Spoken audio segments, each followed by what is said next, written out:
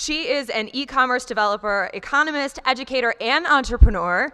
She has a degree in economics from the University of Illinois at Chicago. She teaches blockchain courses at both the Blockchain Institute and UIC's College of Business Administration.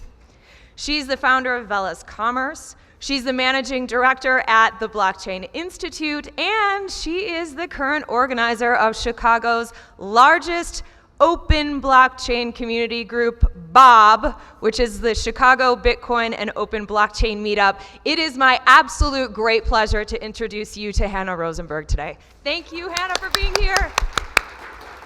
Yay. Thank you. Thank you. All right, is this thing on? Can everyone hear me? Excellent. Let me put all my stuff down. It is really fun for Pamela to introduce me because the first time I ever publicly talked about crypto commerce was at the Bitcoin Open Blockchain Meetup, which Pamela co-founded. And Pamela introduced me back in like early 2016 at that time too. So that's fun. We have this nice come back around. All right, so we are going to talk about Bitcoin and Lightning for commerce, which is my favorite topic.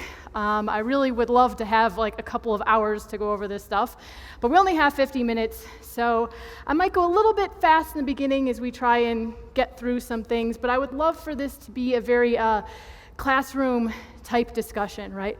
Raise your hand at any time, ask lots of questions, and let's have a conversation. And then I've got some stuff set up here, and we can do a bit of a demo and have a bit of fun. There's chocolate coins. If you come up and agree to be on camera and participate, then you get to keep those delicious chocolate coins.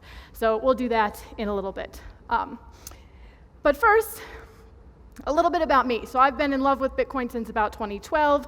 I set up this business here, Velas Commerce, back in 2014, and I have a background in e-commerce web development.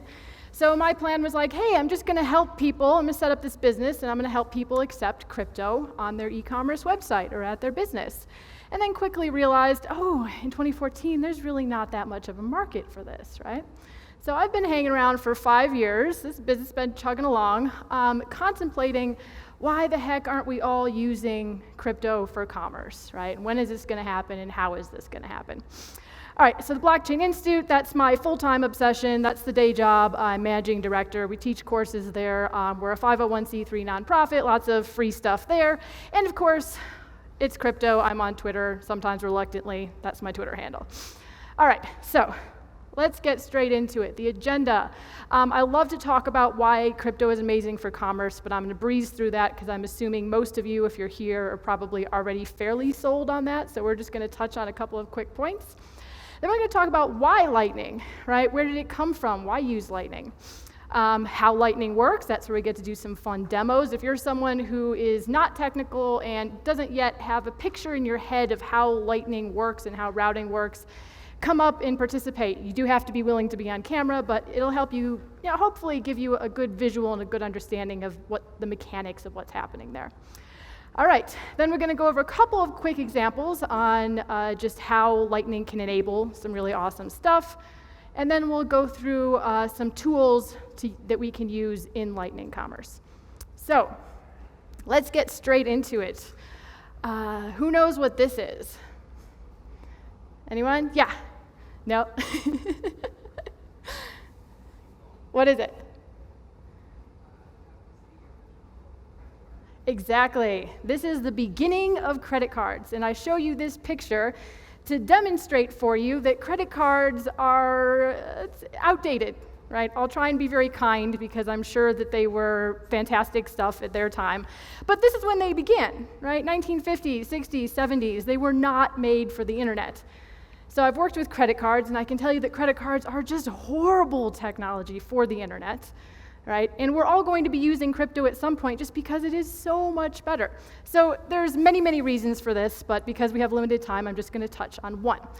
And that is this idea of, you ever heard someone say that credit cards, crypto is push and credit cards are pull, like there's a difference between push and pull. And the idea here is that if you have a crypto transaction and I'm sending someone money via crypto, I can send that transaction out in the clear, right? I don't have to encrypt it. I can just broadcast it. Anyone can see that transaction. And unless I've been hacked or I'm being mugged, there's no way someone can use that information to then pull additional funds out of my Bitcoin address, right? Credit cards are exactly the opposite.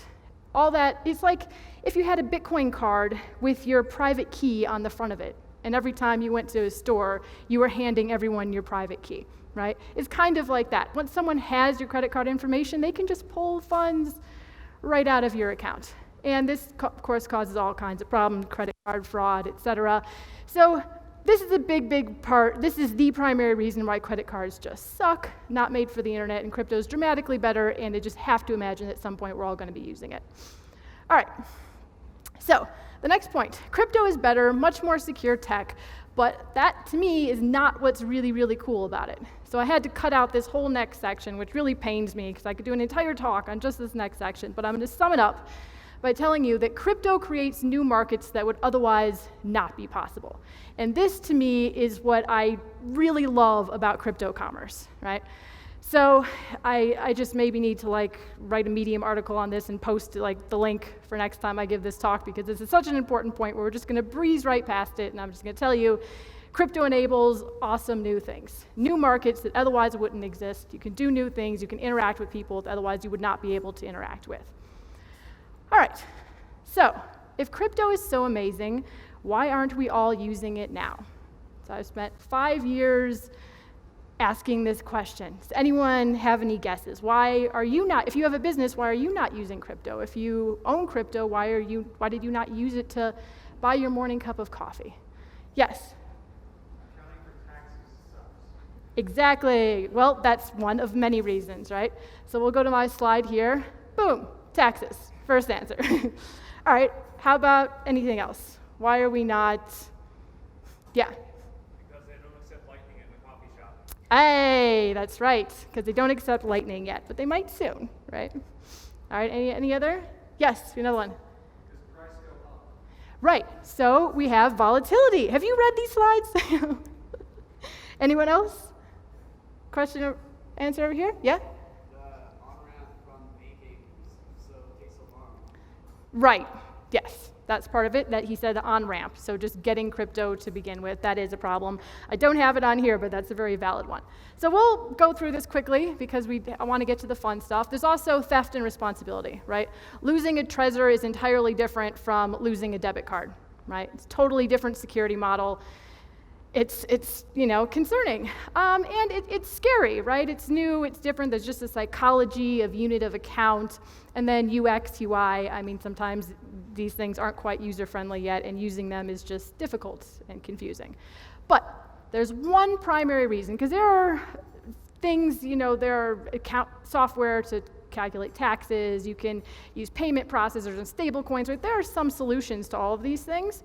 But the really, really big one, which I think is the primary reason at the moment that we don't have more crypto commerce, at least in the States, is this one. Bad money drives out good. Have we heard this one before? This is an economic law called Gresham's Law, I think, and so the concept is if you have two competing monies, everyone's going to get rid of the bad money and hoard the good money. So the example is you go into a shop, you have US dollars, you have fiat, and you say, I don't really like this. Historically, the value tends to go down. Also, I have Bitcoin, and I do really like this. And while it's very, very volatile, historically, the price is, the value of it has gone up. So here's, the shopkeeper and say, which one of these am I going to give you? Oh, you're going to take the bad one? Oh, take the bad one, Please, have the bad money. I'm going to hold on to the good money, right? So of all of these things, I find this to be the current biggest issue why we don't have more crypto commerce, and it just makes sense, right? All right, so how does Lightning help this? This is why, one of many reasons why I'm fascinated with Lightning.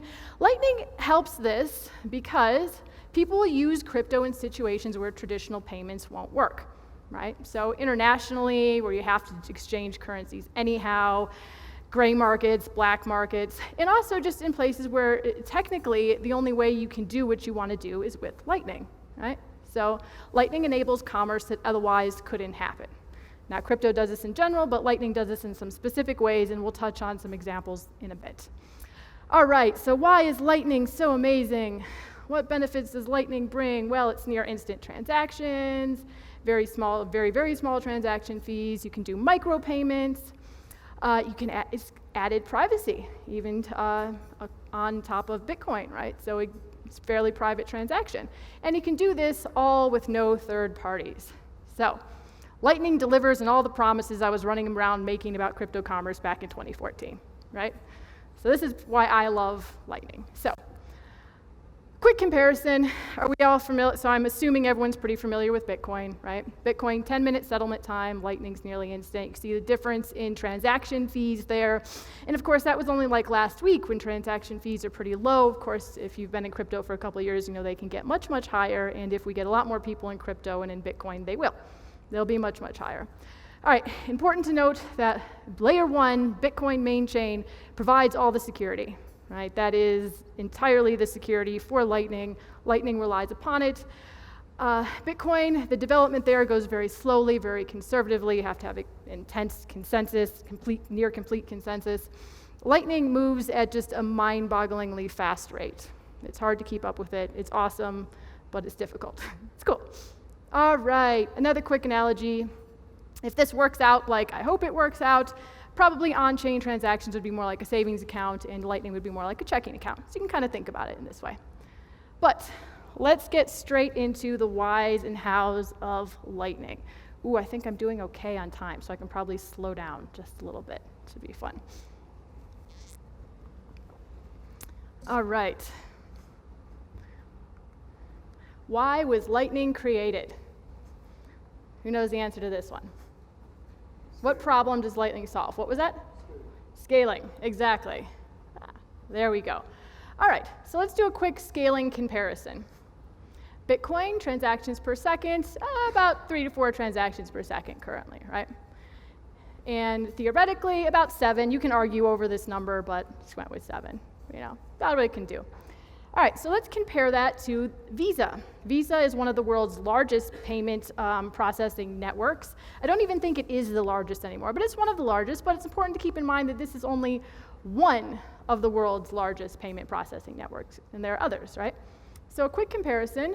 I got these numbers. I've heard very different numbers here, but I pulled these numbers off of Visa's website just the other day, so should be pretty accurate. Currently, about 1,700 transactions per second. Theoretically, 24,000 transactions per second. And I've heard estimates much, much higher than this. So we can look at that and we go, oh, we've got a problem here, right?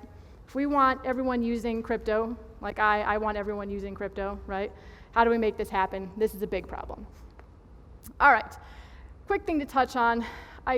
Transactions per second isn't the only aspect of scaling. You also have to think about coordinating all that data on the network, blockchain bloat, etc. I love Lightning in part because it addresses all 3 of these things. But why is Bitcoin so bad at on-chain scaling? Right, now I love Bitcoin. Drank the Kool-Aid years ago. I'm now a certified Kool-Aid manufacturer and distributor. But I can see that Bitcoin doesn't do this well. Why does Bitcoin not scale well on-chain? Block size, well, that's debatable, right? Like that's a good, you can only fit so much data in a block, so that's a valid answer. Why else? Yes? Decentralized. It's decentralized, right? So which is almost the answer I was looking for. I think this guy's read my slides already. I think he's cheating. Yes?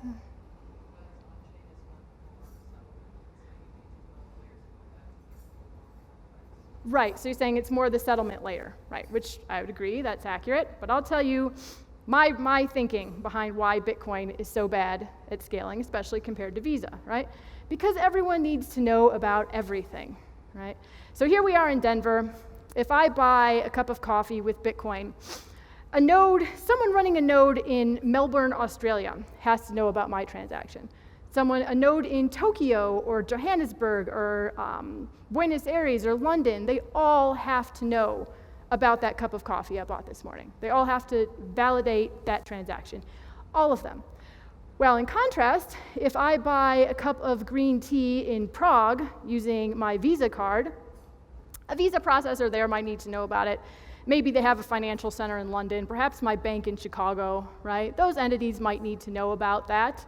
But Tokyo, Melbourne, Johannesburg don't need to know anything at all about that transaction, right? They have local knowledge. Only local knowledge is necessary. And this is a big component in why Visa can scale this way and Bitcoin on-chain cannot, right? So how does this work? It works with local knowledge. That's how you scale it, right? So now let's take that and try to apply it to Lightning. This is a visual that I like to use just to help explain what's happening with Lightning. So how many people here are familiar with Lightning? Who's done a Lightning transaction? Good amount of people? Awesome, cool. So one way you can think of it, of course this is a non-technical talk, so we're gonna not go into the exact nuts and bolts of what's happening here, but one way you can think about it is that graph down there, that is the Bitcoin on-chain, that's main chain, right? When you're doing a Lightning transaction, it's a Bitcoin transaction. It's a valid Bitcoin transaction, but you can think of it kind of like an IOU. I'm just gonna have a channel partner, and I'm gonna say, hey, here's a Bitcoin transaction, because I owe you this much, but just hold on to that and don't broadcast it on the main chain. So you can think of it just as exchanging IOUs between your friends or people you have some sort of business relationship with and not broadcasting it onto the main chain. So, hold on. It's very, very important to note that Lightning transactions are valid Bitcoin transactions, right? You can think of them as IOUs, but this is real Bitcoin, real valid Bitcoin transactions, right? If what you're exchanging is not a valid Bitcoin transaction, then you cannot exchange it on the Lightning Network, right? These are valid Bitcoin transactions. All right, what is a Lightning channel? And this is where we get to have some fun and do a demonstration. So to start this off, I need 2 participants. I need an Alice and a Bob. Thank you. You come up. It doesn't matter what your actual gender is at all, as long as I can call you Alice or Bob. So let's come on up here. And I'm going to head down this way. All right, so does anyone currently know what a Lightning channel is? Like, how would you describe a Lightning channel? All right. You can be Alice, and you can be Bob. So I'm going to use this example here. Uh-oh, this thing doesn't work down here. There we go. All right. So for people that are a bit more technical or more familiar with how Bitcoin works, what a channel is a 2-of-2 multi-sig address. For people that are not that technical, all you really need to know is that you put funds into this channel, and to exchange and to then settle funds out of that channel, you need 2 signatures, one from Alice, one from Bob. So there's this cooperation that has to happen here. All right, so let's go to our example. All right, Bob, you're like me, you love a cup of green tea in the morning, right? Alice, you have a fantastic cafe. You sell green tea. Bob, your cafe is on the way to the train station that Bob goes to every morning. So he stops in, gets a fantastic cup of green tea from you every day. He sets up a channel with you. He says, hey, I'm gonna fund it with 0.009 Bitcoin, which is, I don't know, like 90, 100 bucks. I don't check the price that often, right? So he puts some money in there. And now you 2 have a channel, right? And you have to exchange IOUs. So we're gonna look at this. Let's take just the first one. This says IOU. This is an IOU, and it's Bob has 0.009 Bitcoin, Alice has 0, right? This goes into that channel. Where's your pen? All right, so Bob, sign that IOU, please. Just put a nice B on there for Bob. Alice, you wanna sign yours? There we go. And now we're agreeing on our channel balance, and you exchange that with each other. Cool. Now if we hold that up, Bob, you have that. It has Alice's signature on it. If Bob wants to settle, he wants to back out, he wants to close out of this account, he puts his signature on it, he broadcasts it to the Bitcoin blockchain. Entirely valid transaction, on the chain, done. All right, so that was the beginning of the channel. Now it's Monday morning. Bob's on his way to work. He needs a cup of green tea. This is actually a very expensive cup of green tea. Maybe it comes with a muffin or something, I don't know. So they want to update their channel balance. They create a new IOU. So you set Alice's IOU there, sign yours, and exchange it. It's the same bit of data, but now they have each other's signature. If Alice decides that, Bob's being a big jerk and he's not allowed in her cafe anymore, she can Tell him that, sign that, broadcast it, close out the transaction. All right, let's do one more. It's now Tuesday morning. One more time. Exchange those with each other. Fantastic. Look how nice that worked. Only on-chain transaction was setting up the channel, and then we have these other transactions which don't need to be broadcast to the main chain. But what might be some problems with this? Yes? I have a question. Yeah. Going back, so when they're exchanging, that's not getting broadcast to the network until they close the channel, correct? Correct. So they're exchanging these IOUs with each other. They're holding on to them. They are not broadcasting them. No one on chain knows about this. All right, but what might be some problems here? Hold on, not yet. Okay. What's, huh? I want to broadcast this one. Exactly. 0.9 and you don't get anything. Exactly. Bob says, I've gotten my green tea from you. He can just broadcast it and take the old one, right, where he has more money and broadcast it. Yep. Broadcasting an old balance. Now, this is really technical how this works, so I'm going to, again, gloss right over this. Renee today did a fantastic talk. If you want to know the technical details on how this works, go watch the video on that. It's really cool. So we're going to summarize this by saying some cool game theory and some Bitcoin scripts are baked into this stuff such that Bob will not do this, because if he does, Alice will be watching the blockchain, and if he tries to do that, Alice gets to penalize him and take all the money, right? So this is how we get around this problem. All right, any other issues with this scenario? Yeah? You have to have a connection to, or someone connect through to purchase from a... Connect to it? Well, their wallets will be talking to each other. Right, but if they wanted to go to me... We're getting to that in just a second. Yeah, that's the next demo. You can come up here for that one if you'd like. All right. Yes? I want to buy a lot of green tea, and I don't got enough money in my channel. We're going to get to that one later too, so we'll talk about that in a second. All right, but the thing is, Alice has to be watching for Bob to cheat, right? So this is another important consideration. Yeah, she's got her eye on you. Yeah. This is, and we bring this up because if you're familiar with crypto and Bitcoin, these are things that are different in Lightning, and you need to be aware of, right? So there's a solution for this called a watchtower. So I might be the watchtower, and Alice is going to send to me, she says, hey, I have these transactions, these IOUs, right? And she says, hey, this is what these transactions look like. If you catch Bob trying to broadcast one of these, here's the information you need to take all his funds and send it back to me, and then I get a bounty for doing that, right? So this is part of the bigger Lightning ecosystem, would be something like a watchtower to solve that particular problem. Yes?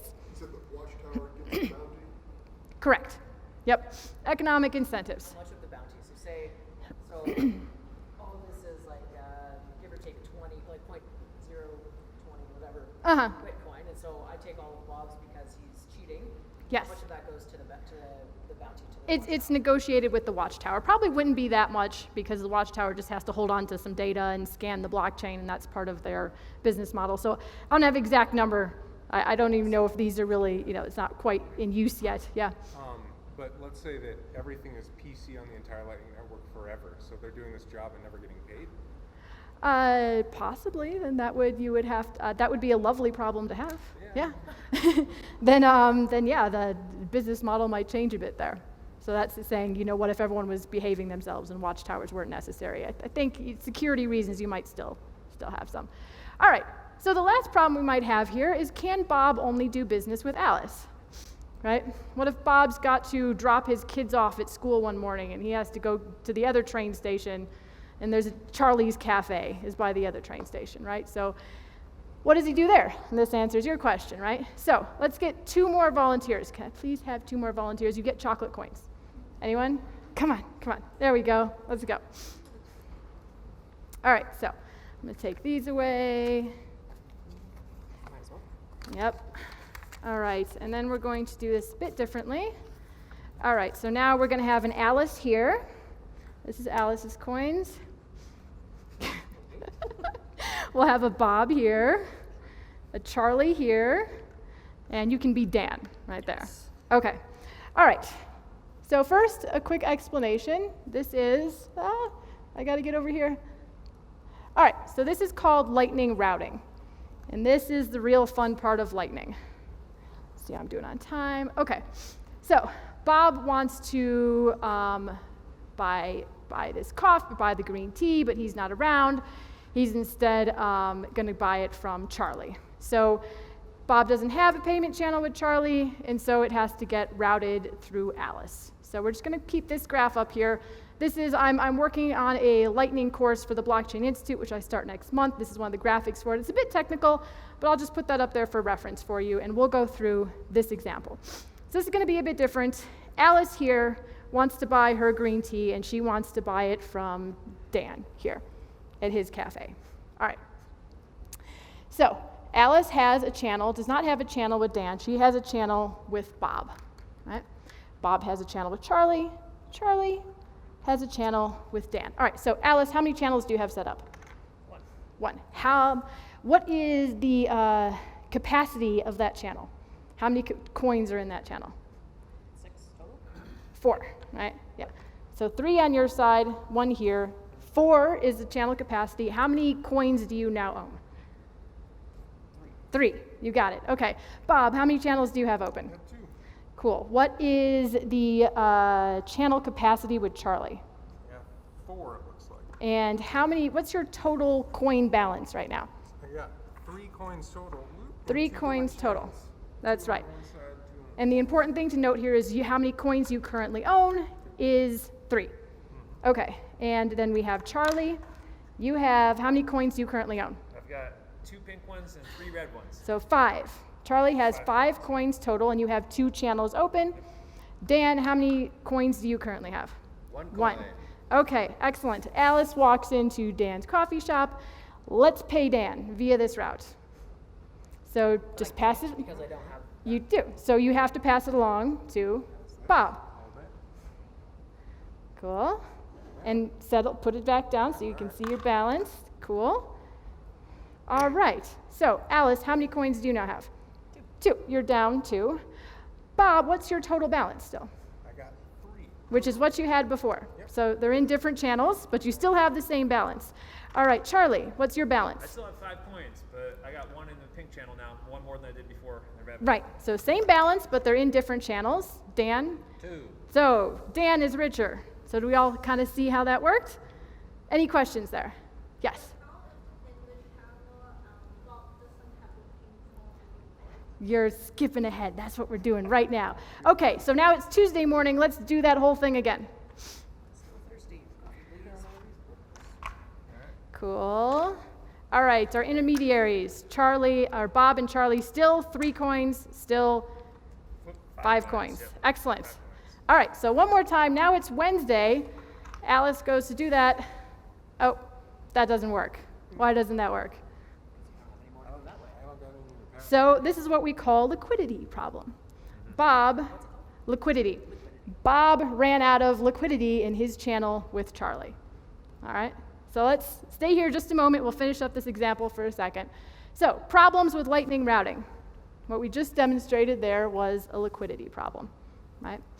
Now, there are all kinds of solutions to this, right? Because the whole point of Lightning is to do as many transactions off-chain and reduce the amount of transactions you do on-chain. So they could just close out their channel and then open a new channel, but that would take 2 on-chain transactions.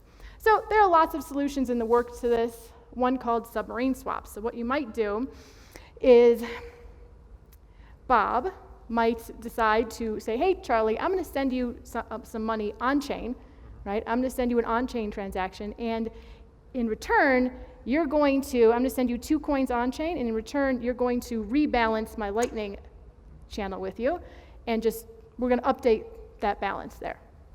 So instead of 2 transactions, you have just 1. So Bob and Charlie do that. Now Alice gets her cup of green tea. Go on, let's complete the transaction, and then we'll do question. There we go. Ta-da! Alice got her green tea. Question. So in that rebalancing, would that mean that my Lightning balance actually went down to 3, but I have 2 coins on chain now? If he pays me on chain for the 2 that I'm Correct. Yes. Okay. Yeah. So you just get I'm taking money here in exchange for giving you money there. Is that still trustless? Yes, so it's done in an atomic fashion, so you can't cheat each other. Either both transactions happen or they don't happen at all. All right, so thank you for participating in that. Please take all the chocolate coins. We have extras. Take them all, and then we'll keep walking through some stuff here. But all right, thank you for volunteers to demonstrate that.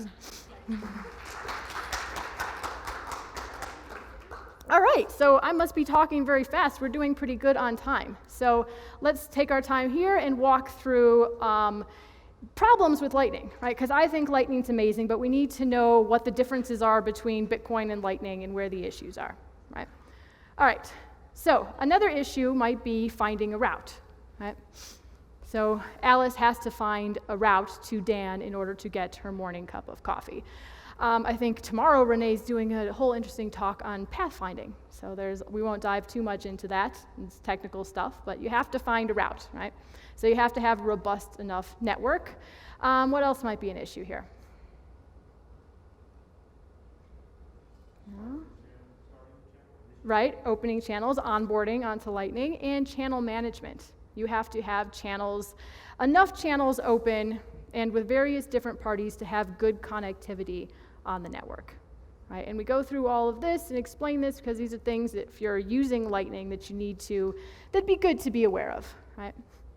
All right, so if you're a business owner and you're considering Lightning, now keep in mind that your wallet will be doing these things for you, but these are things that you might, hopefully in the future, will have really lovely UX and UI where you can just put some settings into your wallet and it will do this stuff for you. But these are things that are different from on-chain that we need to keep in mind. All right, so the workflow is different on-chain and off-chain.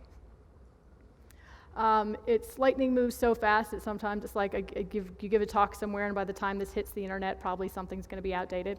But at the moment, the workflow is different, and Dan would have to create an invoice for Alice, right? So it has to be a lot more connectivity and communication back and forth, and Dan has to create an invoice for Alice, and then Alice has to probably, what that would look like is just scanning a QR code, and then her wallet would then create that whole route.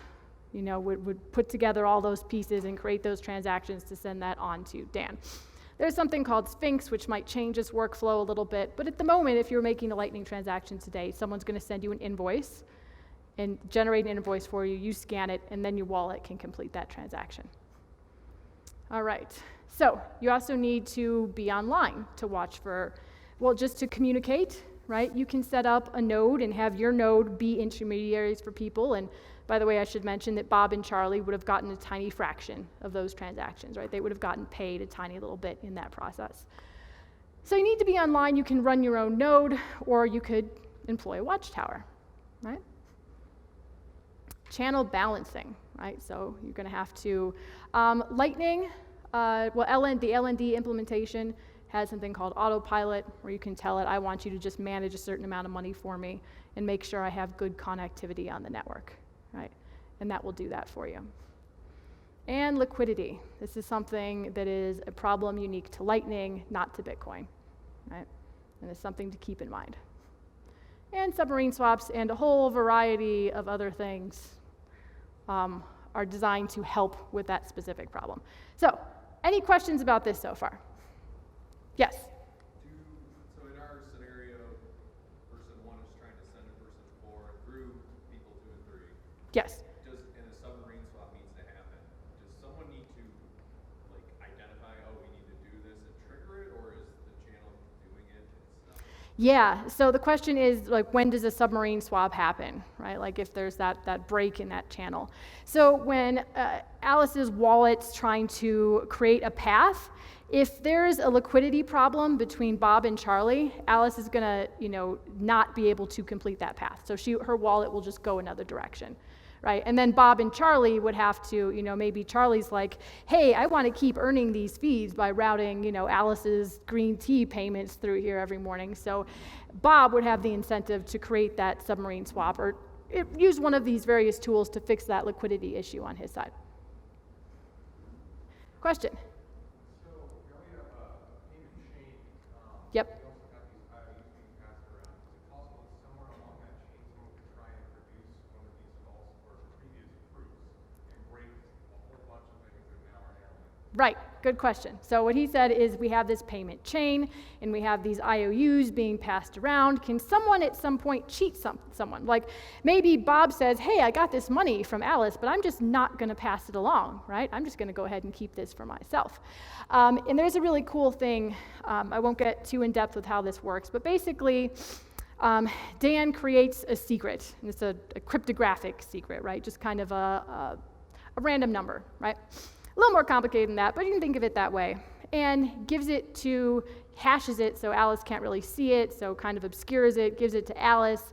And in all of these IOUs, baked into, the scripting that's happened behind all of them, that secret gets included in all of those. So when Dan finally gets his payment, he then releases that secret back through that payment path, right? And so everyone needs to get that and then update their channel balances in order for that to all go through. So if someone was being difficult, they wouldn't, if Bob decides to be difficult, he can be difficult and maybe break the path, but he can't steal anyone's money. Yeah. So in the end, it's a toss, right? It goes all the way through or it doesn't go through. Right. So everyone gets it, or it just, someone breaks it, someone messes it up. Someone just they run out of internet connection and they drop out of the situation, right? But then, so what would happen there would be a bit of a pain. Everyone's funds would be locked up, probably not for very long, and then they would just have to try it again, right? It would be broken, everyone would get their money back, and they'd try it again. Any other questions? Yes? Yes, yeah, I'm not even going to touch that one because I am not like a tax accountant or a lawyer. I think we just had a presentation on that one a bit, so I'm not going to touch the tax implications on that. But that is a really, really interesting question and something that I've been wondering and reading and following along with. Yeah. Right, yeah. Like, does the capital gains tax apply there? And how do you even account for that? And just, can you imagine keeping a track of every transaction your node does on the Lightning Network and then filing a tax return for that? Like, it would be like, it would be insane. So it's a very interesting question, something I'm keeping an eye on. I'm not going to attempt to answer that because I'm not the expert on that topic. All right. Any other questions? Yeah.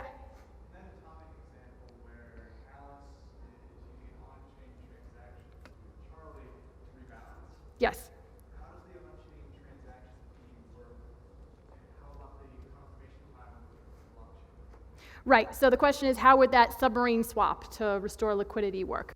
So the on-chain transaction would be a regular on-chain transaction. It would have to wait for its standard confirmation time.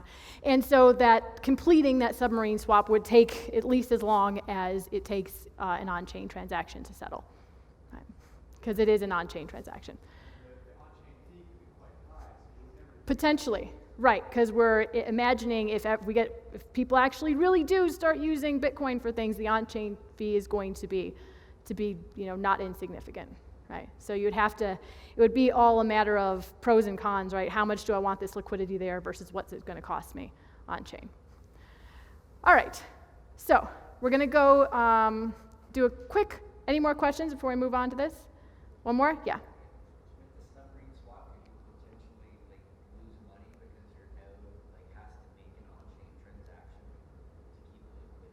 Potentially, right? So if it might be a point where on-chain fees are so high and you only have so much money in Lightning that it's not worth it to you, right?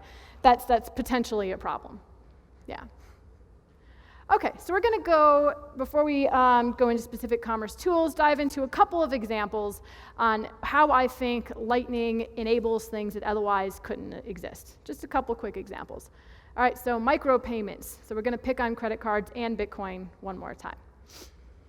All right, so Lightning is the only place where micropayments make sense, right? Someone might argue with me about that one, but it's at least as compared to credit cards and Bitcoin on-chain, right? So credit cards aggregate payments, right? Credit cards, for a variety of reasons, just aren't going to do tiny little 2-cent transactions, right? This is why you have to subscribe to the New York Times rather than paying 5 cents for that article. And you could do an entire talk on just credit cards' effect on the structure of the internet, right? Because I think at this point we all know that when you read things for free on the internet, it's not for free. You're paying with your personal data. You're paying with your privacy, right? And this is in large part due to this problem, right? You can't do tiny little micropayments like this on the internet, at least not without something like Lightning, right? And of course, Bitcoin on-chain transaction fees are just too high. Even at the moment when fees are pretty low, you're not going to pay 5 cents for an article if you have to pay 75 cents for that transaction, right? So Lightning is the only one that really makes sense. So one good example is streaming services, right? You could stream, something like Netflix, or have a consultation with some professional somewhere and pay them by the second for their time. Streaming services, or something that isn't really possible with credit cards, right? You can't do on-chain. This just makes sense with Lightning. Another prime example of this is paywalls. So with Lightning, you can pay 2 cents to read that article, right? Rather than handing over your personal data. So these are just a couple of really good examples of how Lightning enables things that otherwise are not possible.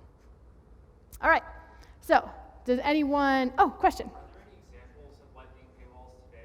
Yes, there are examples of Lightning paywalls today. They're not very sophisticated systems. I had a chat with a developer just like a week and a half ago who's working on one. And it's not a very robust protocol at the moment, but it's a proof of concept. Yeah. Cool.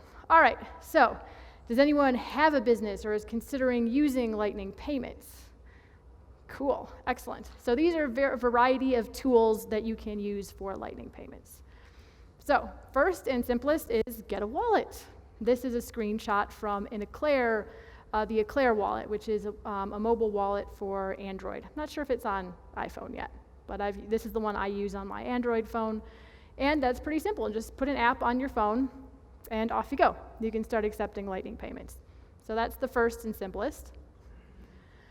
Here is a list of wallets. I'm actually not terribly familiar with that website, but I really like their list of questions, so I had to credit them and put that website up there. And you can find a list of all different kinds of wallets you can use for Lightning, and some good questions, like is it open source? Do you have to connect it to your own node, or do they have a node that it can connect to?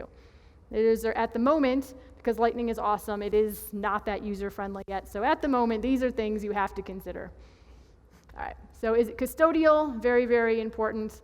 I think we all know Andreas is saying, right, your keys, your Bitcoin, not your keys, not your Bitcoin, right? Something to always keep in mind when looking at wallets and these type of services. Cool. So go along there to point of sale systems. This is a picture that I took in January. So has anyone heard of the Zap wallet for Lightning? Jack Mahler's created it. He came out to the Bitcoin and Open Blockchain Meetup. Zap created a point of sale system. And this is that lovely guy right there is a regular at the Meetup buying his whiskey via the Zap point of sale system and Lightning. And that glass of wine right there is a glass of wine that I had just purchased using Lightning. So it is usable now. It's a ton of fun to use it. I mean, just because, if you're a big nerd, it's a ton of fun to use it. Otherwise, it's pretty simple. Scan a QR code, there goes your payment, right? So there are point of sale systems out there. Zap is one of them. There's another one, I think, from Blockstream. So that's it there. And there's a plugin for WooCommerce, which is part of WordPress. It's a WordPress plugin. Question? When you're using it at a bar, does the bartender have to issue you an invoice? Right, so in that point of sale system, she would have the data in there, and she'd be like, right, you're buying this whiskey, and push that, and that QR code that pops up is that invoice. Yeah, so it's pretty good UX on that one. Yeah. Cool, checking time, we're doing pretty good. All right, so payment processors. There are a variety of these out there. OpenNode, Globy, CoinGate, and one of my favorites, BTCPay Server. The first three are custodial services, right? So if you want to set these up, that means basically when people send you money, they're sending it to their Lightning channel, and they're holding on to it for you. This makes it a bit simpler for someone if you don't want to set up all the stuff yourself. At the moment, like I said, these tools are awesome, but not that user-friendly just yet, right? So this might make sense for someone, and there's nothing wrong with that as long as you know you're trusting someone, and you've done your research, and you know what's going on. You trust that business. It might only be for 24 hours that you're trusting them, but it's important to keep in mind. The bottom one is one of my favorite crypto commerce projects, BTCPay Server. It is just an open source project, and it's non-custodial. You have to connect it to your own node, and when those funds come into you, they come into your Lightning channel, right? Your keys, your Bitcoin. So it's cool stuff. All right, on my website, Velas Commerce, I have an entire list of all of these resources. So if you are curious and want to look into it, that's, I hope, a good place to start. All right, so we're just going to go over, oops, my phone turned off here. See how much time we got. Ooh, just a couple of minutes. Okay, so we're just going to go through a couple of notable Lightning developments, and then we'll do Q&A if we have any other questions. So we've covered Submarine Swaps, we've covered Watchtowers, Sphinx, Hyperloop. These are liquidity tools, Hyperloop, Lightning. Splicing is cool. It's kind of like just combining transactions. So basically, all of those liquidity tools, you know, Submarine Swaps, Hyperloop, Lightning Loop, Splicing, all just designed to really minimize the amount of on-chain transactions that you're making. As much as we can, we're going to push this off-chain. And these are just tools to facilitate that. Channel factories as well. The idea being there is if you have a group of people you want to set up channels with, you can set up 4, 5, 12 channels, whatever it may be, all in one on-chain transaction. So all just tools for reducing on-chain transactions and keeping it more off-chain. All right, atomic multipath payments. I think someone had this question. Who wanted to buy the ton of green tea, right? Yeah. So this one's really cool because the idea is on Lightning channels at the moment is pretty limited how much funds you can have in there, and it might only be like $20, $50, $100, right? So if you're going to buy a house, pretty much you're always going to do that on chain. But if you want to buy a bicycle for $200, right? But you don't have $200 in a channel, the idea is that you can send funds via various different routes, right? And it's atomic, meaning either all of those transactions go through at the same time, roughly the same time, or none of them go through. So I can have $20 in 5 different channels and then use all of those routes to get $100 to someone on the other end. So that's a cool tool. All right, rendezvous routing is just, Alice might say, hey, you know, just get this to Bob and Bob will know how to get it to you. Right? Provides a bit more flexibility, privacy. And this last one is really cool. It's just a protocol for an entirely different type of Lightning channels. So if this becomes a reality, like half of what I said will be outdated. But that might not happen because it will require a Bitcoin soft fork, right? So these are just things to keep in mind. I'm just trying to give you a taste of all the awesome stuff that's coming and how quickly this stuff is moving along. All right. Any more questions? Yes? In our example here, we had a channel that needed rebalancing. Yes. Adding context where each one of those nodes has channels open with multiple people. Yeah. Is it realistic that we'll be able to do that kind of rebalancing within the Lightning Network without doing an additional on-chain transaction? So he's talking about liquidity. Oh, time's up. I'm going to answer this question, then we're going to go. He's talking about liquidity. So a channel is between those two parties, and it's locked in that multi-sig. So if you want to adjust the liquidity in that channel or the balance in that channel, you're going to have to do some kind of on-chain, right? Or maybe you could agree to do, like, I'm going to rebalance on this, channel. Maybe have a couple of channels with that person, whatever the situation is. But each channel, think of it as that safe. It's locked in that specific situation with those two people. So for any specific channel, you have to address that between those two parties. Hope that answered the question. If not, I'll be hanging around and we can do more afterwards. And thank you, and there's lots of further information if you'd like to do that. Thank you very much.